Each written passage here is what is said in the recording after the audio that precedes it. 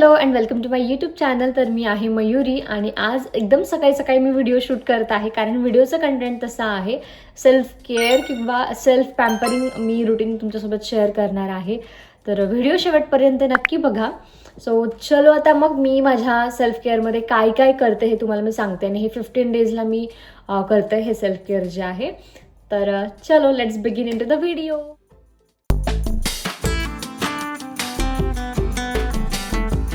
So welcome to my bathroom. आणि आता मी hair oiling करणार आहे.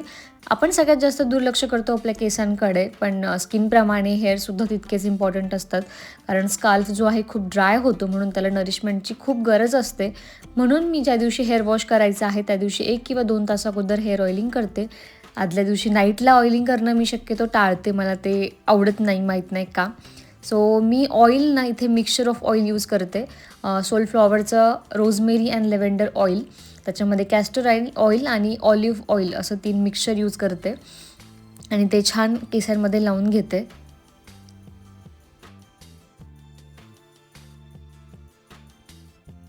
अगोदर तर हेअर ऑइलिंगचं नॉलेज नव्हतं, म्हणून पूर्ण केसांना जे आहे चपचप तेल लावून घेत होते मी. पण आता बरेच सारे व्हिडिओज बघून नॉलेज आलेलं आहे, म्हणून फक्त रूट्सला म्हणजे स्काल्फला हेअर ऑइलिंगची गरज असते. पूर्ण केसांना हेअर लावत बसण्याची गरज नसते. जर फारच तुमचे केस ड्राय असतील तर तुम्ही कधीतरी लेंथला आणि टिप्सला लावू शकता. तेल लावून झाल्यावर छान इथे मसाज करते. हे मसाजर जे आहे मी मिनिसोमधून घेतलं आहे, ऑनलाईन पण हे भेटतं. खूप छान आहे, याच्यामुळे खरंच खूप छान मसाजिंग होते आणि ब्लड सर्क्युलेशन होतं, त्याच्यामुळे ते आपल्या हेअर ग्रोथसाठी खरंच खूप इम्पॉर्टंट असतं. त्यानंतर मी हेअर्सच्या लेंथला हेअर मास्क लावणार आहे. स्काल्फला मास्क लावायची गरज नाही. ऑनेस्टली सांगायला जर गेलं ना, तर मी इंडियामध्ये असताना जास्त हेअर मास्क कधीच यूज नाही केला. हार्डली 1-2 वेळा यूज केला असेल. पण इथे स्वीडनमध्ये आल्यापासून पाण्यामुळे जे आहे हेअर्स खूप ड्राय झालेले आहे, म्हणून इथे ज्या पार्लरवाल्या दीदी आहेत त्यांनी मला हेअर मास्क लाव असं सजेशन दिलं होतं. म्हणून जे मी इंडियामध्येच वापरते ना, गार्नियरचं हेअर फूड, तेच इथे स्टार्ट केलेलं आहे. हेअर मास्क लावल्यानंतर खरं तर ते एक हॉट कॅप असते ती लावतात, बऱ्याच व्हिडिओजमध्ये मी बघितलेलं आहे, बट ती माझ्याकडे नाही. सो मी तसेच हेअर्स जे आहे क्लचरमध्ये टाय करते. मास्क केसांवर आपल्याला 20 ते 25 मिनिटांसाठी ठेवायचा आहे. त्याच्यानंतर मग छान तो शॅम्पूने वॉश करून टाकायचा. जर तुमच्याकडे तितका वेळ नसेल ना, तर मास्क लावून तुम्ही अंघोळीला जाऊन तोपर्यंत बॉडी शेविंग वगैरे सुद्धा करू शकता. त्यानंतर हे आहे स्काल्फ स्क्रब. खरं तर इंडियामध्ये असतानाच मी हे घेतलं होतं, पण त्यावेळी मला तिकडे तितका डॅन्ड्रफ नव्हता. इथे आल्यामुळे भरपूर डॅन्ड्रफ झालेला आहे, त्याच्यामुळे याचा चांगलाच यूज होतो आहे. छान आपण स्काल्फमध्ये जर याने स्क्रबिंग केलं ना, तर डॅन्ड्रफचा खूप प्रमाणात त्रास कमी होतो. त्यानंतर हे आहे केमिस्ट ॲट प्लेचं बॉडी स्क्रब. एक रिव्ह्यू व्हिडिओसुद्धा शेअर केलेला आहे मी याच्याबद्दल चॅनलवर ऑलरेडी. तर हे खूप छान स्क्रब आहे. कॉफी आणि ब्राऊन शुगरचं आहे, सो खूप छान आपल्या बॉडी टॅनिंगला हे कमी करतं. त्यानंतर केमिस्ट ॲट प्लेचंच बॉडी वॉश मी यूज करते. हायड्रेटिंग बॉडी वॉश आहे हे, ड्राय स्किनसाठी खूप छान आहे. रेग्युलर बेसिसवर सुद्धा मी हेच बॉडी वॉश यूज करते. खूप छान आहे याचा रिझल्ट. त्यानंतर हे रेझर बॉडी शेविंगसाठी. खरं तर इंडियामध्ये असताना मी हँड्स आणि लेग्स वॅक्सिंगच करायचे, पण इथे खूप कॉस्टली आहे. मग त्यामुळे विचार केला की 2 ते 3 महिन्यातून एकदा वॅक्सिंग करायचं आणि असं रेग्युलर बेसिसवर मी हे रेझरच यूज करणार इथे. तुम्ही छान एक कोणतेही जेल वापरून शेविंग करू शकता. त्याच्यानंतर हे फूट फायलिंगसाठी आहे. शॅम्पूसाठी मी लॉरियल पॅरिसचा हॅलोरॉनिक मॉइश्चरवाला शॅम्पू यूज करते, पण आज तो संपलेला होता म्हणून हा सनसिल्कचा यूज करणार आहे. कंडिशनर पण सेमच लॉरियलचं मी यूज करते. ज्या दिवशी हेअर मास्क लावते त्या दिवशी कंडिशनर स्किप करते. 15 डेजमधून मी एकदा हेअर मास्क लावते. इतर वेळी मी फक्त शॅम्पू आणि कंडिशनरच यूज करते रेग्युलर हेअर वॉशसाठी. प्रत्येक 2 दिवसानंतर मी हेअर वॉश करते. अगोदर तर फक्त संडे टू संडे, म्हणजे ती शाळेची सवय लावलेली होती म्हणून आठवड्यातून एकदाच हेअर वॉश करायचे. पण डॉक्टर बोलतात की अल्टरनेट डेला आपण शॅम्पू घ्यायला पाहिजे. अल्टरनेट डे तर पॉसिबल नाही, पण प्रत्येक 2 दिवसानंतर मी शॅम्पू नक्की करते. आणि मुंबईमुळे आता ती सवयच लागलेली आहे, कारण तिथे मॉइश्चरमुळे खूप लवकर केस जे आहे खराब होतात आणि घाम यायचा, त्याच्यामुळे आता सवय लागलेली आहे. त्यानंतर छान अंघोळ झाली की बॉडी लोशन लावून घेते. सध्या मी बॉडी लोशनमध्ये हे पॅराशूटचं कोकोनटवालं बॉडी लोशन यूज करते. पण कधी कधी ना हे कॅफेनचं बॉडी बटर आहे, जे की मला माझ्या मैत्रिणीने गिफ्ट केलेलं आहे. ते खूप छान आहे, कधी कधी मी ते यूज करते.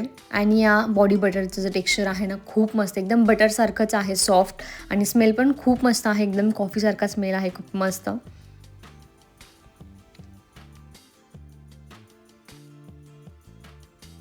आणि केस सुकवायला खरं तर नॅचरल वेज मी प्रेफर करते. हेअर ड्रायर यूज करायला मला अजिबातच आवडत नाही. माहीत नाही का, आपण ड्रायर यूज केल्यानंतर ना केसांचं टेक्स्चर असं एकदम वेगळं दिसतं आणि भुरकी दिसू लागतात केस. तुमचा पण सेम एक्सपिरियन्स असेल ड्रायरचा तर मला कमेंटमध्ये नक्की सांगा. खूपच जर कधी इमर्जन्सी असेल ना तरच फक्त मी ड्रायर यूज करते, अदरवाईज बिलकुल नाही.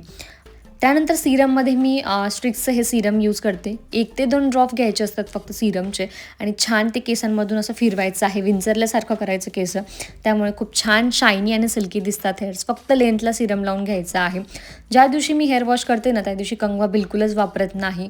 हे सिरम लावल्यामुळे बिलकुल गुंता पण होत नाही आणि नॅचरल वेने हेअर्स मस्त असे छान मोकळे मोकळे दिसतात.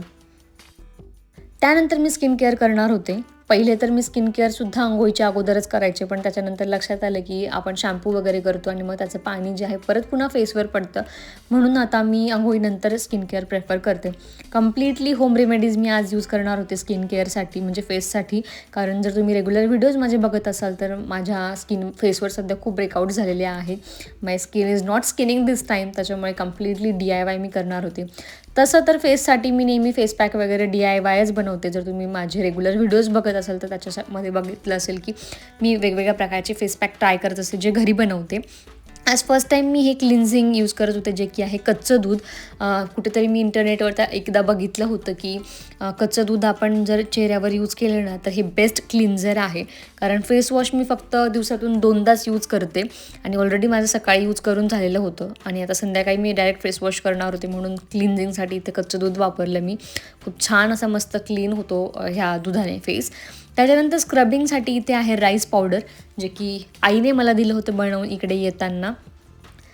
थोडंसं जे आहे ना याचं टेक्स्चर जाड ठेवलेलं आहे, जेणेकरून ते जे पार्टिकल आहेत तांदळाचे ते छान आपल्या फेसला स्क्रब करतात.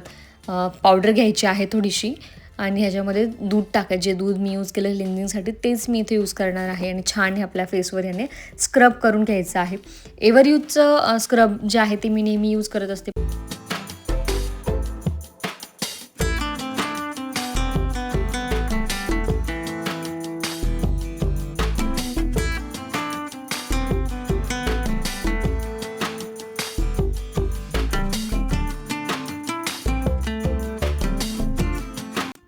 पाच मिनटं छान मी स्क्रबिंग करून घेणार आहे फेसवरती. बिलकुल तुमच्या फेसला हार्श ट्रीटमेंट देऊ नका. एकदम हलक्या हाताने आपल्याला स्क्रबिंग करून घ्यायचं आहे, यामुळे डेड स्किन पूर्ण निघून जाते. त्यानंतर फेस वॉश करून घ्यायचा आहे थंड पाण्याने आणि छान एक नॅपकिन यूज करून चेहरा क्लीन करून घ्यायचा आहे. आपले लिप्ससुद्धा खूप जास्त ड्राय होत असतात, एकदम डेड स्किन येऊन जाते लिप्सवर. त्याच्यामुळे मी हे स्क्रब यूज करते इथे एम कॅफेनचं आणि छान लिप्सवर याला असं चोळायचं आहे. त्याच्यामुळे डेड स्किन पूर्ण निघून जाते लिप्सची आणि याला परत मी असंच ठेवते लिप्सवर थोड्या वेळ. कारण आपण जेव्हा स्क्रबिंग करतो ना, स्क्रब करता करता हे छान मेल्ट होतं आणि एक छान मॉइश्चर क्रिएट होतं लिप्सवर.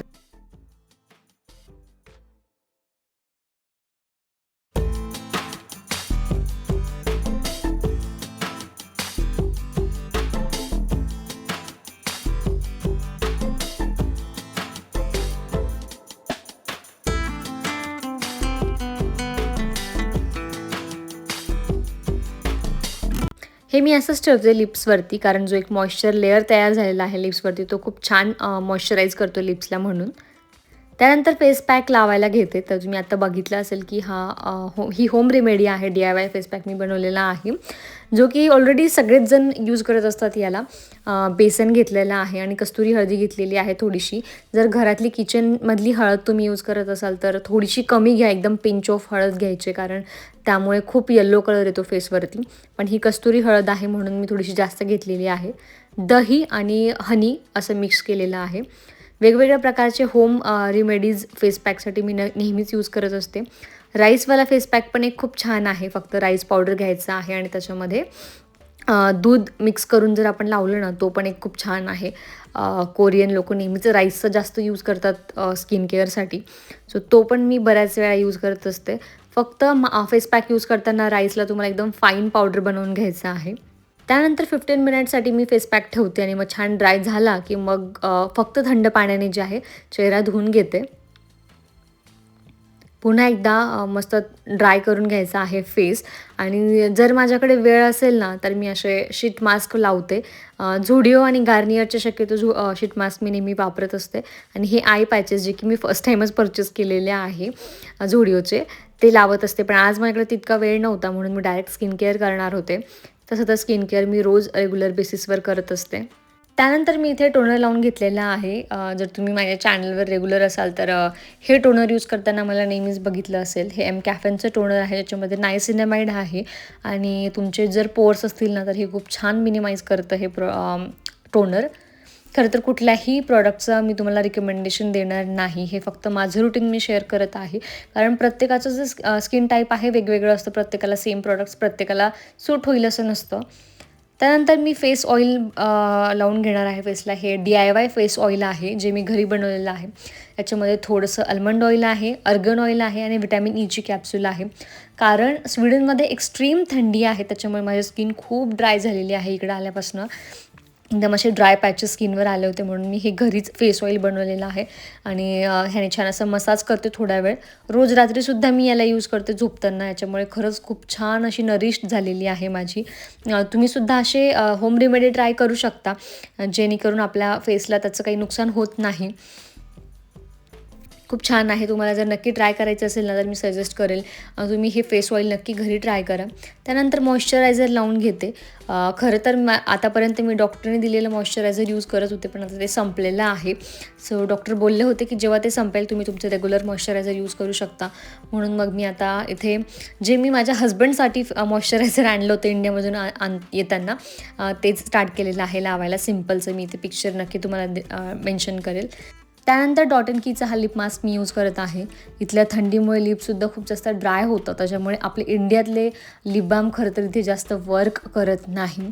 माझ्याकडे लिप बामचं खूप मोठं कलेक्शन आहे. जे कोणते इंडियामध्ये आपले व्हायरल लिप बाम होते ते सगळे माझ्याकडे आहेत. त्यानंतर छान सनस्क्रीन लावून घेतलेली आहे. ही पण डॉट अँड कीचीच सनस्क्रीन आहे, ज्याच्यामुळे ना बिलकुल व्हाईट कास्ट येत नाही.